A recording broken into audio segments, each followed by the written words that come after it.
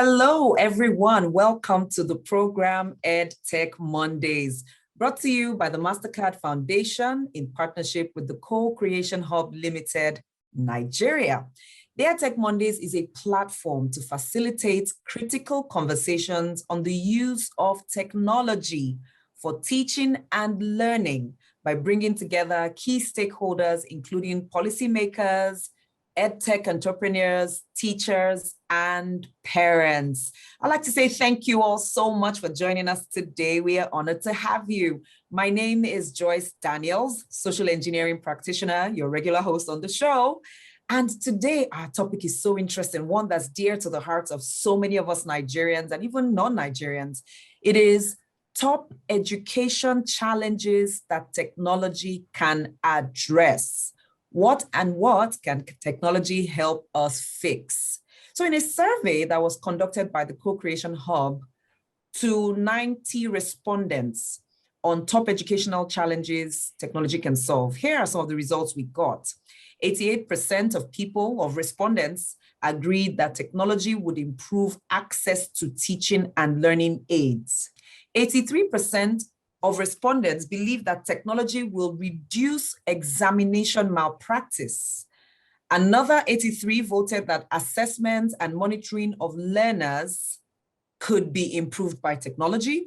72% agreed that outdated curriculums would be revised and updated with the introduction of technology.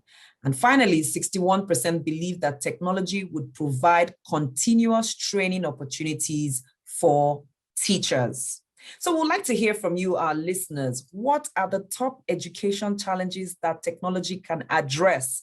Please join our Telegram channel, EdTech Mondays Nigeria, and you can send us a text or WhatsApp message on 0703-165-0809. That is 0703-165-0809. And let us know what you think. On this edition of EdTech Mondays, our panelists are custodians of education, and we will discuss these top challenges and how technology can address them. Allow me to introduce Professor Uchenna Nkiruka Udeani. She's a professor of science education and the current director of the Distance Learning Institute of the University of Lagos. Professor Udeani belongs to a number of professional organizations, including the National Association for Research in Science Teaching, Organization of Women in Science for the Developing World, African Women in Science and Engineering, Science Teachers Association of Nigeria, Phi Delta Kappa, to mention just a few. She's also a board of the directors of CDNet, which is a career development initiative for youths. Professor Udeani, welcome, and thank you for being here with us. Thank you very much for having me. Joining us also is Soji Megbowon. Soji is not only a public school teacher, but he is a 2019 Inspirational Teacher Award winner in Nigeria, a Global Teacher Prize finalist, and a 2019 Maltina Teacher of the Year first runner-up. Soji is a passionate advocate for inclusive education, coding, STEM education, which is science, technology, engineering, and math. And he believes in entrepreneurship. He even founded the Teenpreneurs HUB, which is a tech hub, leadership and entrepreneurship center that empowers teenagers and out-of-school children from rural communities with life skills at no cost. Soji is also the convener of the National STEM Club across many public and low-cost private schools in Nigeria. This is a project he designed to identify, select, and empower students from underserved backgrounds with 21st century skills using alternative learning models such as innovation and entrepreneurship to raise social innovators and problem solvers in schools across communities. Soji, it's a privilege to have you with us. And finally, we have also Nissi Madu, who is the practice lead education at CcHUB, where she manages its programs and products focused on leveraging technology to improve learning outcomes, particularly in STEM education, with partners such as the European Commission, Google, Facebook, MacArthur Foundation, and state ministries of education in Nigeria and Kenya. She has over 7 years of working experience in the education technology sector with a focus on the use of technology to improve access to interactive, engaging, and quality content in the education sector. She's joining us all the way from across the world. Hi, Nissi. Hi, thank you, Joyce. It's great to be here. Thank you for being here. So my first question will go to Professor Udeani, and this is from the responses to the survey conducted by Co-Creation Hub. How do you believe, ma'am, technology would address the problem of access to teaching and learning aids here in Nigeria? Over to you, ma'am. Technology is evolving to become a major part of the educational process. These advancements in technology have necessitated the use of digital tools in teaching and learning. And with these digital tools in teaching and learning, it is meant to enrich lessons. And we have a lot of them that are available for the teacher to use. ICT may comprise all those technologies for capturing, interpreting, storing, and transmitting information. And that will lead us to looking at things like e-resources, which is the main thing we use in teaching and learning. E-resources refer to information and learning resources on the web that are available for you to access for teachers and learners and use them for instruction. Many collections of these tools and resources are found on the web, and we call them information repositories. Examples are your web portals, that is a gateway to the global resources of information. We have the world of e-books, e-libraries, e-laboratories, museums. We have the world of e-books like Kindle and Google Books. We have multiple databases in libraries. Then there's a very good one again that we use in teaching and learning is the UNESCO web portal for teachers. Then online encyclopedias and dictionaries, all these are all teaching materials that we can access on the web. And then the other one that is gaining a lot of traction is your open education resources. It has become very useful for us both at the secondary and tertiary level. And they are all teaching and learning resources, and they are free with little or no restriction for use. And it is adapted also for teaching and learning. And OERs are very good because it's a resource that you keep enriching as you are using it, like your audio, lectures, your images, sounds, music, entire course content. So these are things that we easily access from the web. Technologies allows us to do that. But you know, when you are using technology, you are also thinking about the infrastructure to be able to use the technology.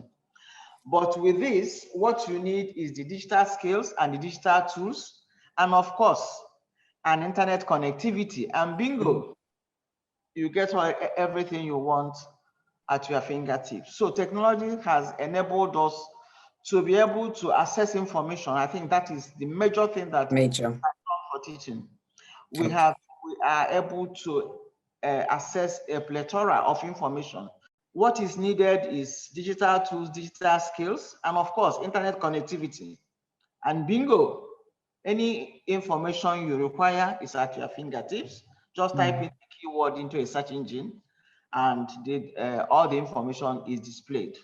Yes. That has been able to help teachers and students to collaborate, to share information, and to be able to work digitally. All right. Thank you very much, Professor. Technology is indeed helping us close the gap for teaching and learning aids. Now, there is this alarming situation with examination malpractice in secondary schools, in universities, even primary schools. It's a great concern for stakeholders in the education sector. It has been widely reported that parents and teachers even aid and abet examination malpractice directly or indirectly. Some say parents bribe, but I won't get into some of the details. I would go straight to ask Soji. Soji, please, with your experience as an inspirational, successful school teacher, do you agree that examination malpractice is a top challenge? And how do you think technology can address this challenge? Thank you for having me. And can you hear me, please? Yes, we can hear you clearly. Okay, malpractice is a problem that is facing the education sector, and that has been on for years, for several years. We were born into it. And obviously, it's alarming that at the current age we are, parents are mostly influencing this devilish art. And in the world we are, I believe that technology is an enabler. We have some organizations that have adopted technology to reduce malpractices, and we've seen results over time. And I always tell people, I said, if WAEC is crying of malpractices every year, and they fail to do what JAMB has done, then WAEC himself or herself is the root of the cause of the problem. For those who don't know, what has JAMB done? Okay, what has JAMB done? JAMB moved from the paper examination process to paperless process using the CBT, that's computer-based test. And that has drastically reduced, because it's a real-time test. And then we have organizations, even before now, if you want to do job tests, some organizations do paper. They look at the cost of implementing paper every year. Why don't we go to e-test? And this is what JAMB has adopted in recent time, and we've seen the result that has brought to the table, and we've seen how it has actually reduced malpractices and even the influence of malpractice within the exam, within the education sector. And so it's a system that is there that anybody can use. Even me as a teacher in secondary school, some of the tests I do for my students, they are e-test exam. I may not be able to deploy CBT in my school, but as simple as Google Sheet, as simple as a Google what do you call it? The Google Docs document. Google Forms. I can use it to the Google Form document. The Google Form, I can use Google Form to set an exam and adopt it. Even Microsoft also do that. I can use it to set my exam, and my student will take the real time, and they will have the result in real time. So JAMB has gone beyond this level of using the low cost, the low technology, by having their own customized CBT, and it's one of the ways to reduce exam malpractice, because the student they may sit together, but they won't have access to the kind of person they are to answer at the time. So the system is already there. So it's just for the government, the schools, and the concerned organizations to come on board and see how we can adopt CBT into our examination system, and that will definitely reduce exam malpractice. Thank you. Nissi, 61% of the respondents of the survey conducted by CcHUB believe that technology would improve continuous training opportunities for teachers. The design, implementation, and evaluation of professional developments must ensure that attention is given to all phases of any change process, which include active initiation, participation, pressure and support, changes in behavior, beliefs, and ownership. So how do you think technology would improve or provide access to continuous training opportunities for teachers? I would also ask Soji to lend his voice to this after you give us your thoughts. Absolutely. Thank you so much, Joyce. I think there's one quote that I saw that rings very true, and it's that no society can rise above the quality or the level of its teachers. And if we are talking about bringing about transformation in the education space, teachers are the catalyst, because if you see how many teachers, how many students that one teacher can reach. And in talking about that, it also means that it's important that we ensure that teachers have access to continuous professional development. But there's so many challenges with that, right? If you have teachers in rural areas, might not be able to have access to this training, and even sometimes, travel time, with the fact that they are so burdened with, work and schoolwork, will not have that time. But with access to technology, you can basically bring the training to teachers' fingertips. So I remember last year when the lockdown happened and the teacher communities that we worked with, we had over 1,000 teachers who we trained on WhatsApp, right? These teachers have their smartphones, they have WhatsApp on it, and they were able to access it. We had teachers from Zamfara, from Sokoto, were able to get access to this training and say, you know what, I never could have had access to this if it had to be a physical training where they had to travel down for. One part. The other part as well is that teachers are able to connect and collaborate. So I might be a teacher in Sokoto thinking that all of the challenges I'm facing is just unique to myself in Sokoto, but I can find that via technology and these communities that you can create on technology. I meet another teacher in Abia State, and even we had our teachers connecting across Nigeria who say, oh, wow, you're in Zambia, you have the same issues in Nigeria. I didn't know about that. And that basically brings teachers together and creates that community, right? Technology creates that community for them to connect, share ideas, collaborate, and also get the access that they need, including real-time support as well, right? After they have learned all of these things and they need to practice it in the classroom and they have questions as to how to go about that, technology gives them the ability to be able to get access to someone who can help them real-time and on the spot. So definitely, I do believe that technology can play a huge role in, creating access to continuous professional training for teachers. Fantastic. Thank you. Soji, do you agree, and how? I'm sure you agree. What are some hows? I agree. I agree to this perfectly, because even beyond government having professional development as a prerequisite or requirement for promotion, because we have some state government like Lagos State.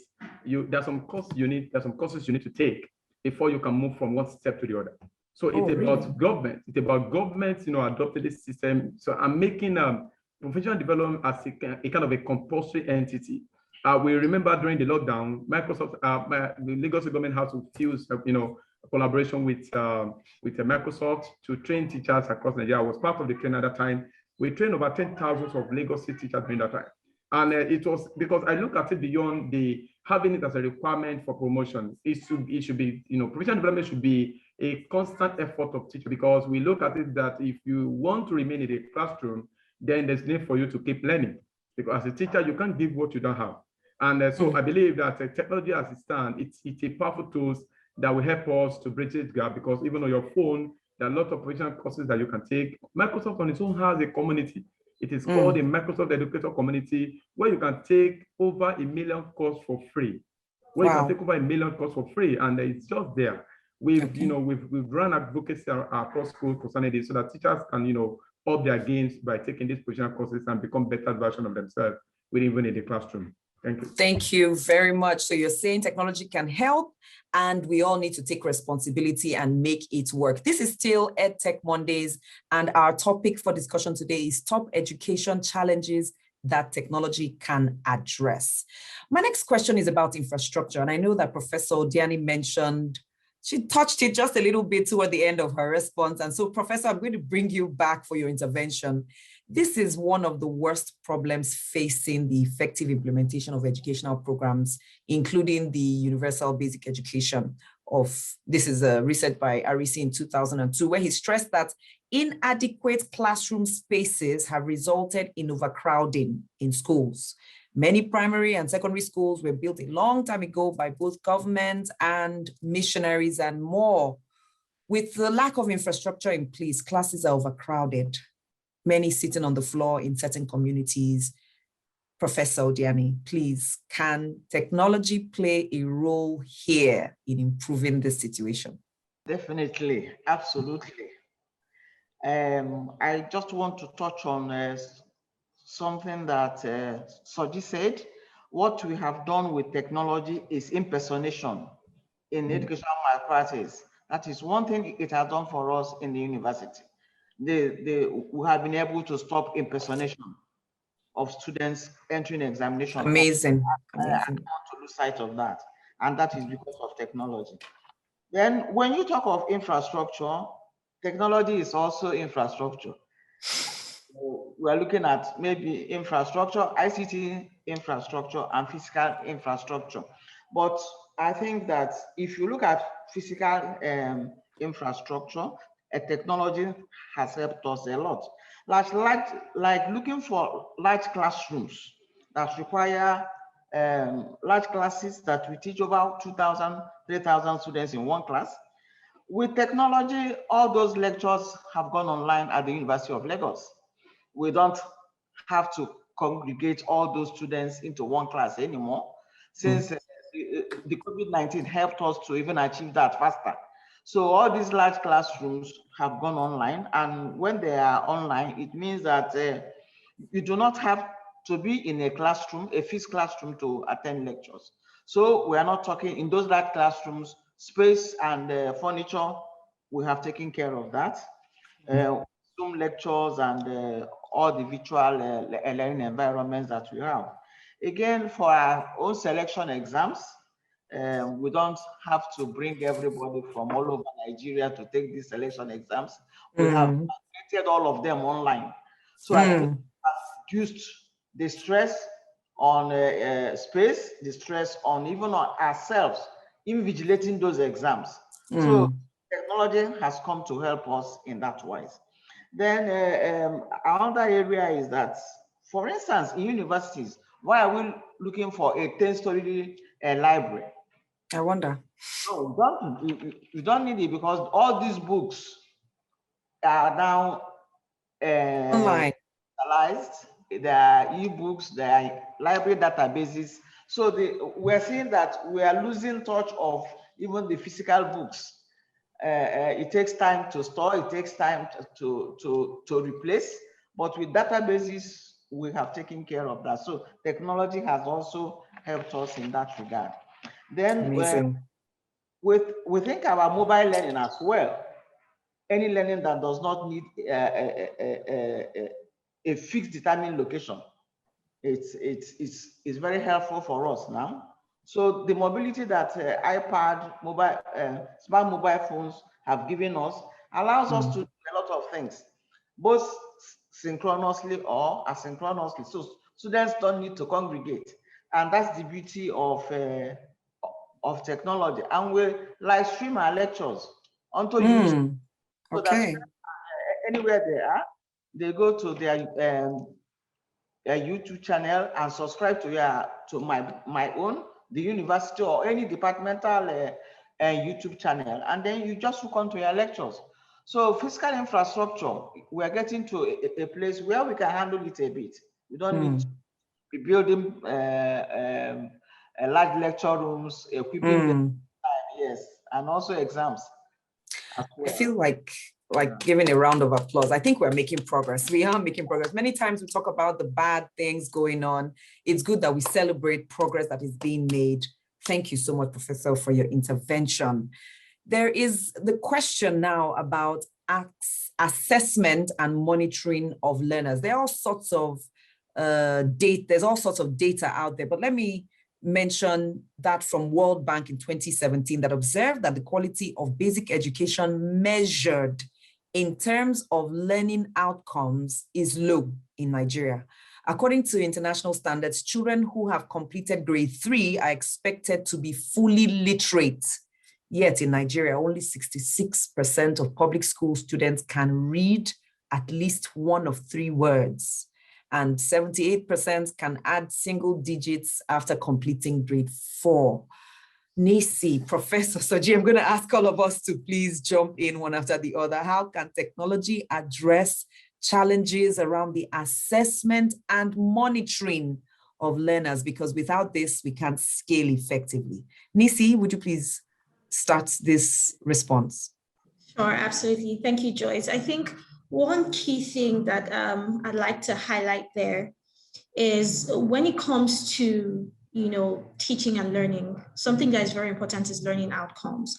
Well, it seems that not just in Nigeria now, I think you'll find this across Africa, but we're just really focused on, being able to pass the exams, and that's just it, right? But I think that one key role that technology can play around assessment and monitoring is the amount of learning analytics or insight it can give us into how well students are learning and areas in which they are struggling. So it's not just about did they pass the exams or not. We can, depending on how we frame these questions and the platforms that we use, we're able to identify where these kids are struggling and be able to target interventions, focused on that. And that way, it's a lot easier to, create personalized learning for them and basically track their journey and their growth instead of lumping, all kids together regardless of their capabilities, or their skills. And I think that that's one key way that technology can play a role in monitoring and assessment. Thank you very much, Professor.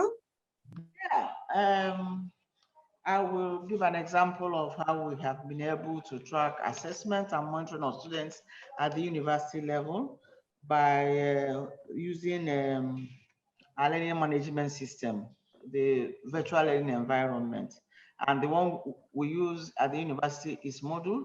Modules are, it's just your traditional classroom online, and it has helped us very well in assessing and monitoring students' learning.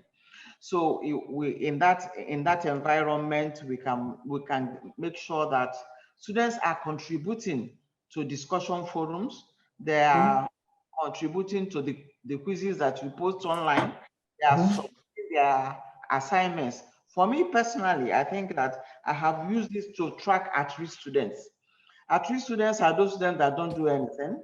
And once you are in that environment, it tells you that X students is doing some work, the other one is not doing anything. So in that environment, it has helped us a lot at the university to be able to track students' learning and track how they are participating and be able to provide intervention early enough so that we can prevent them from falling out of class or being told to withdraw from school. Now, based on this same survey done by Co-Creation Hub, there's another challenge that was highlighted, which is outdated curriculum. Nissi, a whole 72% of the respondents said they were of the opinion that technology would enhance speedy revision of the current curriculum used in schools, which is said to be outdated. What do you have to say to this? A lot, actually. I think that when it comes to the education space, you hear a lot of conversation around, curriculum being outdated, curriculum needing to be updated. And I do believe that that technology can play a huge role. There's a story that I'd like to tell. So I think this was in early January last year. We're doing some refresher training for some of our STEM teachers. And I overheard two physics teachers talking. And one of them said, oh, they have added satellites and satellite technology to the curriculum, and why would they even add that? Nigeria satellite is non-existent, and they're not even going to ask the kids about that in the WAEC exam. So the other teacher says, oh, what you just did was to ask the kids to go and do, like homework, research on it, and he hopes they'll learn something about it from there. And I came into this conversation and I said, oh, did you realize that, the Google Maps, the Ubers, and the boats that we use is based on GPS, which is based on satellite technology? And he looked at me and like, I never thought about it that way. Wow. So times, right, we find that the topics that we have in our curriculum, why it needs to be, yes, the curriculum needs to be updated and revamped, but you find that there are topics there that the content is what needs to be updated, and technology can play a huge role in making that happen. So for an example, when it comes to teaching STEM, especially pure science subjects, there's something called the digital lab, which are game-like environments that, have simulations that help kids learn about science concepts that could be very abstract or theoretical, right? So if you're talking to me, for instance, there's one talking about the first law of thermodynamics, energy can created, not destroyed, but can be converted from one form to the other. A lot of us who learned it in school there, we just cram it so that you can put down the laws, right? I did. They don't exactly understand how it plays out in real life, or that, the Kainji Dam and how power gets into my house is based, on that, or solar panels and my inverters are based on that theory, right? But with having digital labs, and this is what technology does, it helps them to have these simulations that can help them learn. And we have a lot of these digital labs. We're currently going to start a project with Lagos State by September, where 20 schools are going to be using these digital labs for teaching and learning of sciences in the classroom. It deepens learning, and is also able, on top of that, to layer, innovative teaching methodologies in transmitting this. So technology can absolutely play a role in, updating or ensuring that what is being taught is updated, and often leading into the revamp, of the curriculum, and ensuring that it's focused on skills. I know Mr. Soji was talking about that the students are actually building skills and not just knowledge. We're talking about first century skills, these days. So it's more based on the skills beyond just facts and knowledge. Thank you. Thank you so much, Nissi. So you mentioned something about Lagos State. When Soji was speaking earlier, he mentioned Lagos State. So my next question is, what will it take at policy level to enable educational technologies across the country to rise and meet these challenges in education, so we don't start having disparities between students from one state and another? What role does government have to play? Who are the other stakeholders that need to take action? Professor Udeani, please, would you mind intervening? Yeah. Yes, please. Yeah, you know that education is on the concurrent list, so everybody is playing a part in education. And on the part of the government, they must enact and implement policy frameworks for the integration of technology into the educational system. Commitment to its implementation is also very important. At times, government will bring out policies, but they're not committed to its implementation. Implementation in terms of support for maybe access support, like equipment, like connectivity, training of teachers is very important. Then also the technical and administrative staff that will enable the teachers to use this technology in the classroom. So government is key because they need to make funds accessible for the school systems to be able to do all that is required of them. And then again, the most difficult aspect is to change the mindset of teachers. I think that they are the most difficult aspect of, because they will implement these technologies in the classroom. So you need to take them on board, but they will always complain of not being brought on board at the policy formulation stage. Then they are now meant to implement it at that stage in the classroom. That is difficult. So I think that these policies that government will bring out should make sure that teachers are on board, and government should support all the implementation with adequate funding for all that is required for it. Stakeholder support, everybody is a stakeholder in education. It is a multi-sectoral enterprise. So teachers, communities, government, everybody industries, is a stakeholder, even the students themselves.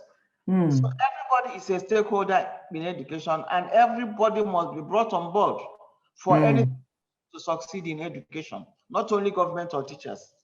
All of us. Thank you. Nissi, do you have something to add, or has she said it all?